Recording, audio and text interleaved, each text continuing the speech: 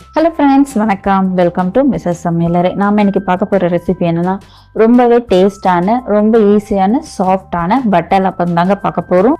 ரொம்பவே டேஸ்டான ரெசிபி, செய்கிறதும் ரொம்பவே ஈஸிங்க.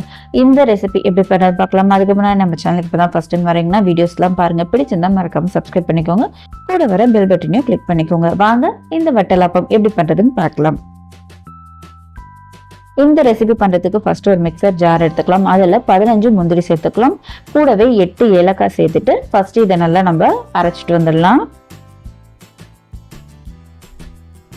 இப்போ பாருங்க, இந்த அளவுக்கு அரைச்சாச்சு. இப்போ இது கூடவே மற்ற பொருட்கள்லாம் சேர்த்துக்கலாம். 5 முட்டை, 1/2 கப் சர்க்கரை, கூடவே காய்ச்சி ஆற வச்ச பால் சேர்த்துக்கலாம். பால் நீங்க காய்ச்சாத பாலா இருந்தாலும் சேர்த்துக்கலாம். ஆனா காய்ச்சின பாலா இருந்துச்சுன்னா ஆற வச்சுதான் சேர்த்துக்கணும். இப்ப இதை மறுபடியும் நம்ம அரைச்சி எடுத்துட்டு வந்துடலாம். பாருங்க, எல்லாம் ஒண்ணு சேர்ந்து வர அளவுக்கு நம்ம அரைச்சி எடுத்துட்டு வந்துட்டோம். அடுத்ததா இதை எதுல செட் பண்ண போறோமோ அந்த பாத்திரத்துல கொஞ்சமா நெய் தடவி வச்சிருக்கேன். அதெல்லாம் நம்ம ஒரு டீ வடிகட்டி வச்சு நம்ம வடிகட்டிக்கலாம். ஏன்னா நம்ம ஏலக்காயெல்லாம் முழுசா போட்டு அரைச்சிருக்கிறதுனால அந்த தோல்கள்லாம் அரையாம இருக்கும். இப்ப இந்த மாதிரி நம்ம வடிகட்டி சேர்க்கும் போது நல்லா ஸ்மூத்தாவே கிடைக்கும் நமக்கு. இப்போ இந்த அளவுக்கு இதை வடிகட்டி எடுத்து வச்சுக்கலாம். அடுத்ததாக நம்ம கவர் பண்ணிக்கணுங்க. நான் வந்து நார்மலாக ஒரு பிளேட் வச்சு தான் கவர் பண்ணியிருக்கேன். உங்ககிட்ட அலுமினியம் ஃபாயில் இருந்துச்சுன்னா நீங்கள் அது கூட வச்சு கவர் பண்ணிக்கலாம். இப்போ இதை வேக வைக்கிறதுக்கு நம்ம நார்மலாக இட்லி வேக வைக்கிறோம் இல்லையா, அதே மாதிரி தாங்க.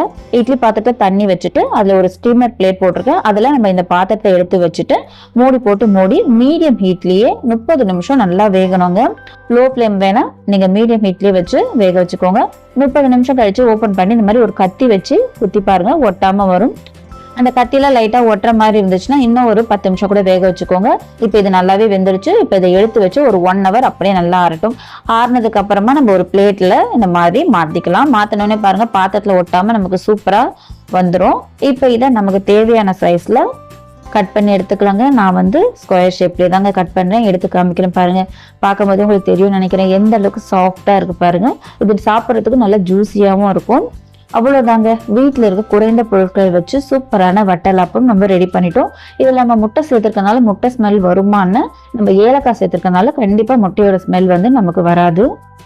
இந்த வீடியோ உங்களுக்கு பிடிச்சிருக்கணும். பிடிச்சிருந்தா அந்த வீடியோக்கு ஒரு லைக் கொடுத்துட்டு போங்க. மறக்காம நம்ம சேனலை சப்ஸ்கிரைப் பண்ணிக்கோங்க. கூட வர பெல் பட்டனையும் கிளிக் பண்ணிக்கோங்க. தேங்க்ஸ் ஃபார் வாட்சிங்.